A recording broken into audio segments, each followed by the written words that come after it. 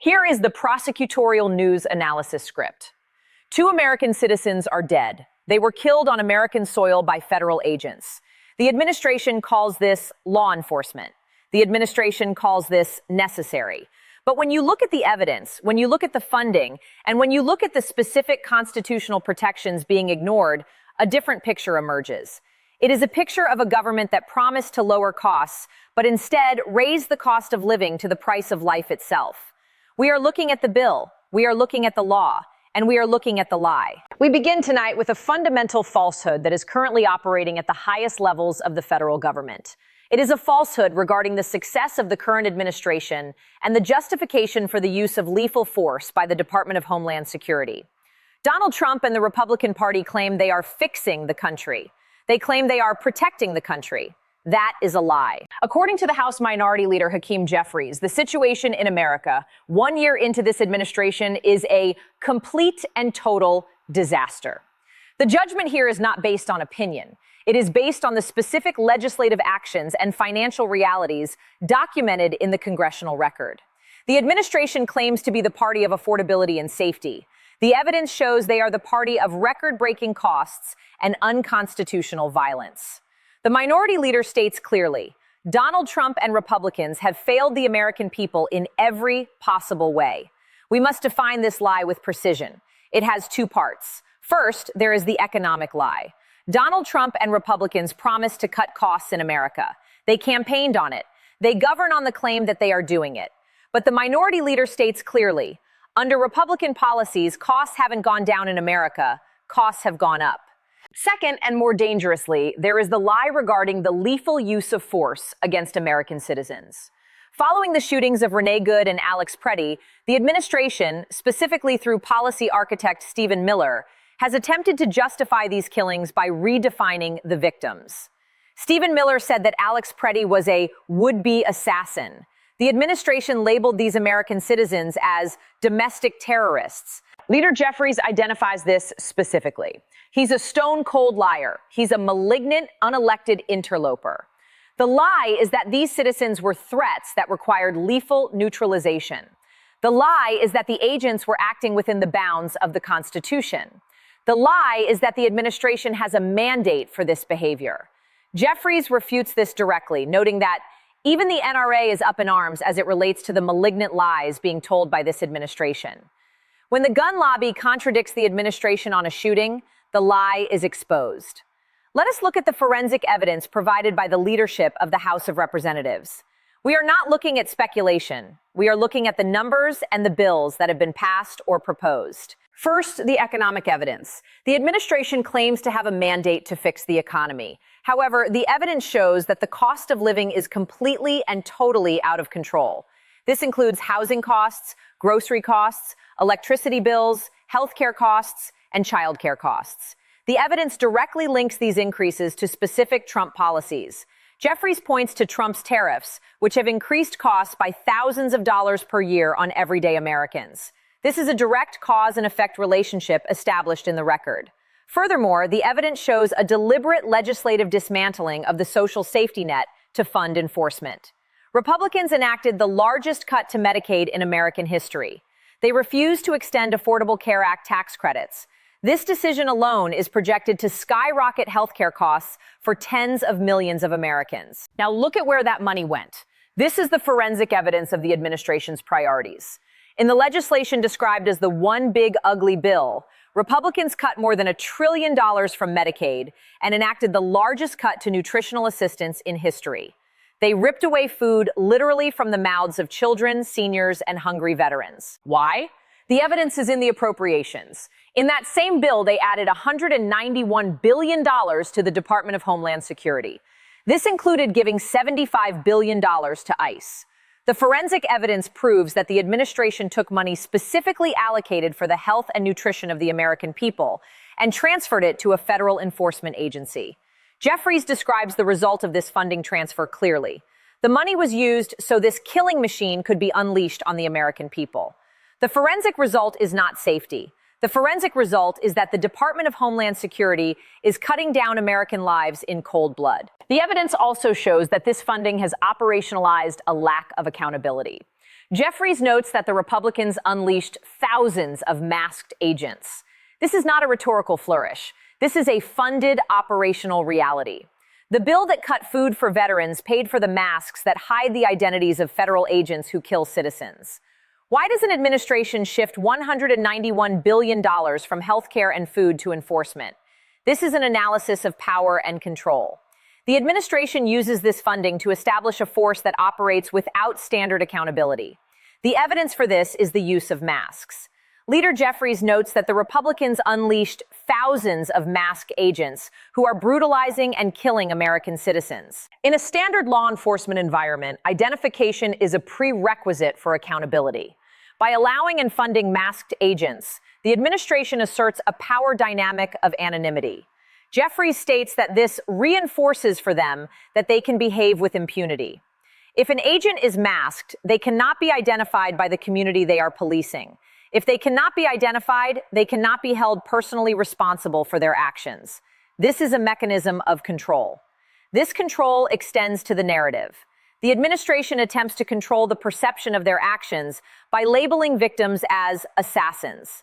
This is power exercised through language, redefining a citizen as an enemy to justify the state's use of violence. Jeffries notes that the administration called the victims domestic terrorists to cover up the fact that 2 Americans were killed in cold blood. Furthermore, the administration is exercising power through a my way or the highway approach to legislation. They are attempting to jam their extreme right-wing policies down the throats of the American people. This is not negotiation. This is not governance. This is a demand for total submission to an executive agenda that includes the brutalization of everyday Americans. The power dynamic is clear. The administration strips resources from the vulnerable, Medicaid recipients, veterans, children, to empower a militarized, anonymous force that answers only to the executive branch, specifically Donald Trump, Kristi Noem, and Stephen Miller. The transfer of wealth is a transfer of power. By taking $1 trillion from social safety nets and moving it to DHS, the administration is physically weakening the population while strengthening the police state that controls them. The strongest defense argument coming from the administration and its supporters is that they have a mandate from the American people to enforce these policies for the sake of safety and order. You see this reflected in the public discourse, where supporters claim they are telling truth about this truth facts, or that the shootings were fully justified. The argument is that the election gave them the authority to act this way, and that these actions are necessary to stop criminal aliens. Additionally, supporters argue that the economy is working, claiming inflation is also down.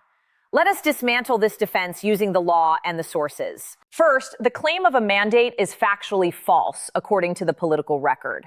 The administration claims a big, beautiful mandate. Leader Jeffries refutes this by pointing to the actual election results. He notes that Democrats are winning election after election after election. He points to the special elections and the uniform opposition of House and Senate Democrats. The American people do not support this. Jeffries states explicitly, the extremists in the Republican Party spent the better part of last year trying to fool the American people as if there was some big, beautiful mandate. The sources show this mandate does not exist. Second, the defense of safety collapses when you look at who is being targeted. The administration claims they are targeting criminals. The evidence shows they are killing American citizens like Renee Good and Alex Priddy. Jeffries asks, in what country are we living in where ICE and DHS have free rein to detain and deport American citizens? The defense argues this is law enforcement. But standard law enforcement requires adherence to the Constitution. The administration acts as if the Fourth Amendment prohibition on unreasonable searches and seizures does not apply to them. Jeffries states explicitly, they've lost their minds. You cannot defend an action as law enforcement when it fundamentally violates the supreme law of the land. Finally, the defense regarding the economy is contradicted by the data. While some claim inflation is down, the minority leader's analysis of the actual costs facing Americans proves otherwise. Jeffries states, under Republican policies, costs haven't gone down in America. Costs have gone up. He specifically cites housing, grocery, electricity, and healthcare costs as out of control. The defense relies on a reality that does not exist in the data provided by the congressional leadership. The claim that the administration is doing a good job is dismantled by the forensic evidence of a complete and total disaster 1 year in. We need to understand the law here. Specifically, we need to understand the Fourth Amendment of the United States Constitution. The Fourth Amendment protects every person in this country from, quote, unreasonable searches and seizures. It means the government cannot just break into your house. They cannot just stop your car. They cannot just take your property or your person without a specific legal reason. Usually that legal reason must be presented to a judge. The judge then issues a warrant. A warrant is a permission slip from the judicial branch that checks the power of the executive branch. Leader Jeffries points out that the current Department of Homeland Security is operating without these checks. He states that a judicial warrant should be required in all circumstances related to DHS and ICE activity before they can break into homes or rip people from their cars. When DHS agents conduct, quote, roving raids without warrants, they are violating the Constitution. When they detain American citizens, they are violating the basic rights of citizenship. Jeffries notes that DHS cannot detain or deport American citizens. Period. Full stop. This is not a complicated legal theory. It is the basic text of the Constitution. If the government wants to enter your home, they need a warrant. If the government wants to detain you, they need probable cause. The current administration is acting as if these rules do not apply to their agents. They are acting as if the badge and the mask are the law. They are not. The Constitution is the law. Jeffries explicitly states regarding the Fourth Amendment, they should read it. The legal education here is simple. A government that ignores the warrant requirement is a government that is breaking the law. A government that detains its own citizens without due process is acting outside the Constitution. Based on the evidence of these violations and the rhetoric used to defend them, we must make a professional judgment on the fitness of the officials in charge.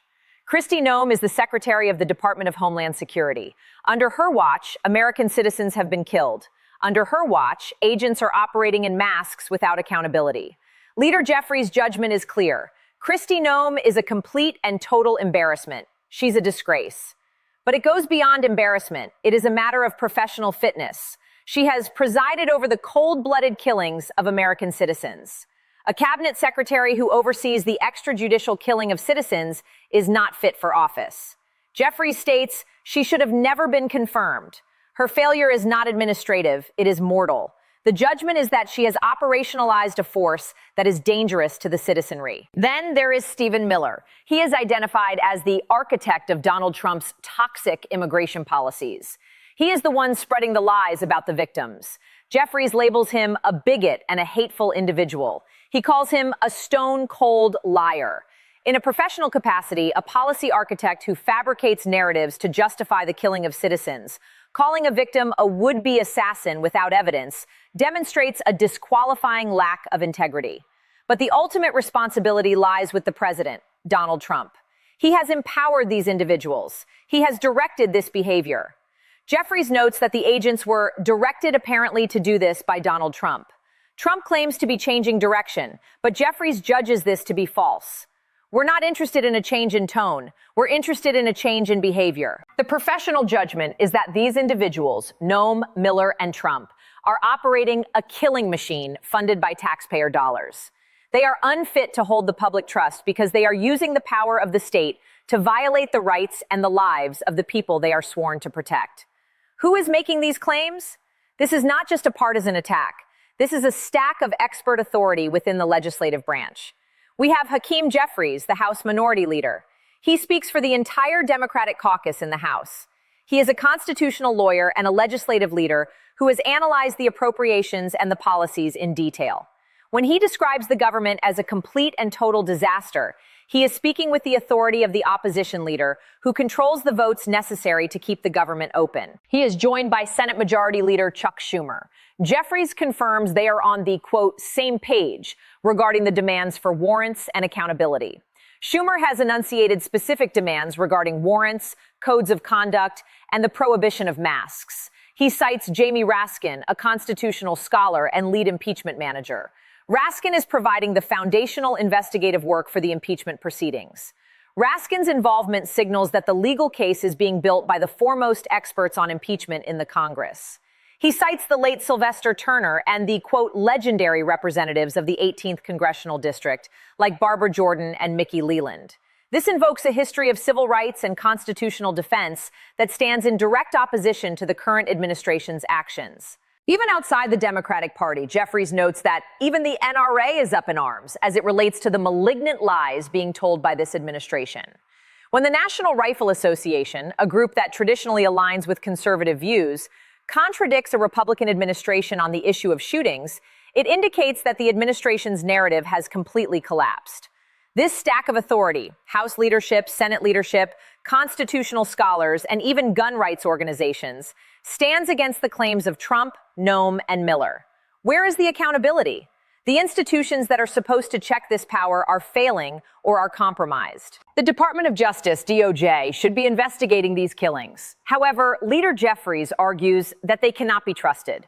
Those investigations cannot be conducted independently by the Department of Justice or by anyone closely associated with the Trump administration. Why? Because they have no credibility to investigate anything. The conflict of interest is absolute. The DOJ acts as the legal arm of the very administration that directed the policies leading to the deaths. Therefore, the accountability must shift.